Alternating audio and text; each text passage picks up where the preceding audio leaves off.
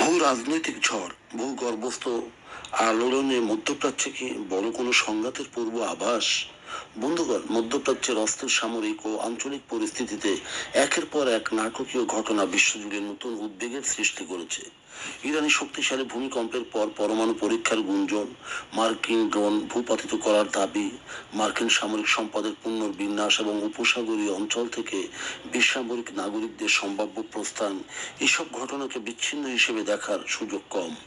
সামরিক বিশ্লেষক ও আন্তর্জাতিক ভূ রাজনীতিবিদদের মতে প্রতিটি ঘটনার পেছনে রয়েছে গভীর এক কৌশলগত নেটওয়ার্ক।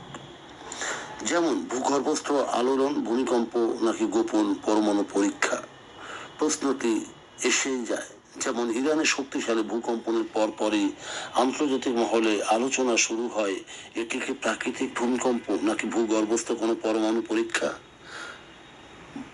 প্রাকৃতিক ভূমিকম্পের ক্ষেত্রে টেকটোনিক প্লেটের যে ঘর্ষণ, সেটির কারণে ভূকম্পন ধীরে ধীরে তীব্র হয় এবং এর সিগনেচার থাকে আলাদা।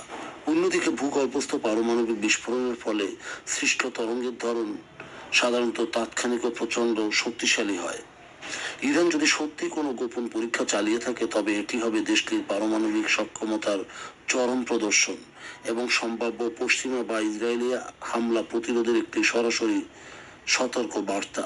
আর যদি এটি প্রাকৃতিক হয়, তবুও মধ্যপ্রাচ্যে চলমান চরম উত্তেজনার মাঝে এই ঘটনাকে কেন্দ্র করে জল্পনা কল্পনা বা যার মনস্তাত্ত্বিক যুদ্ধের অংশ হিসেবেই মানুষ কল্পনা করবে।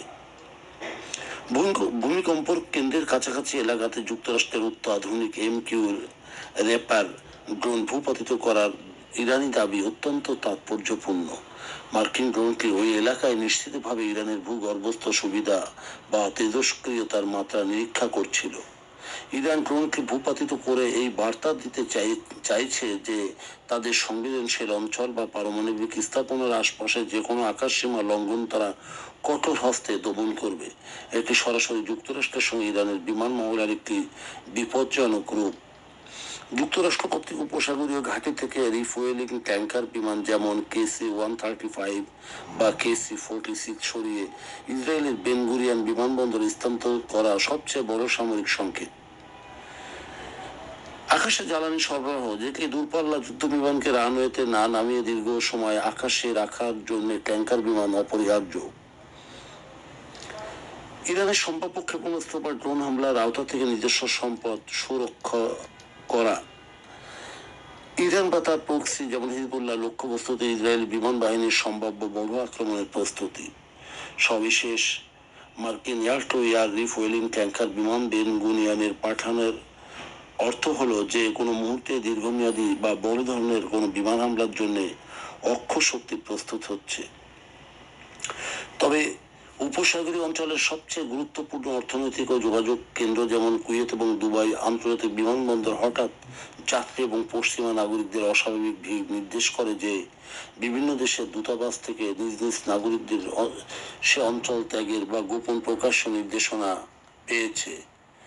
কোনো সম্ভাব্য পূর্ণাঙ্গ যুদ্ধ শুরু হলে আঞ্চলিক আকাশসীমা পুরোপুরি বন্ধ হয়ে যেতে পারে। ফলে দ্রুত অঞ্চল ত্যাগের এটি একটি হিড়িক, যা স্পষ্ট ইঙ্গিত।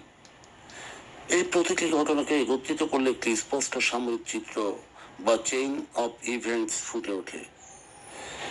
ইরানে কোনো অপ্রকাশিত বা পারমাণবিক পরীক্ষা যদি ঘটে থাকে, ঘটনাকে নিশ্চিত করতে মার্কিন ড্রোনের উপস্থিতি, তা ইরানের ভূপাতিত করা এবং সম্ভাব্য ইরানি পাল্টা আক্রমণ এড়াতে মার্কিন ইসরায়েল বিমান শক্তির যৌথ প্রস্তুতি এবং বেন গুরিয়নে রিফুয়েলিং ট্যাঙ্কার স্থাপন।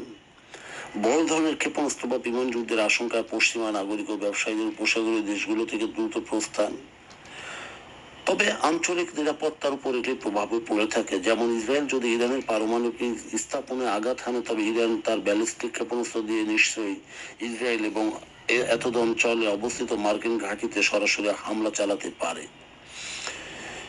তেল পরিবহনের প্রধান রুট হরমুজ প্রণালী অবরুদ্ধ হলে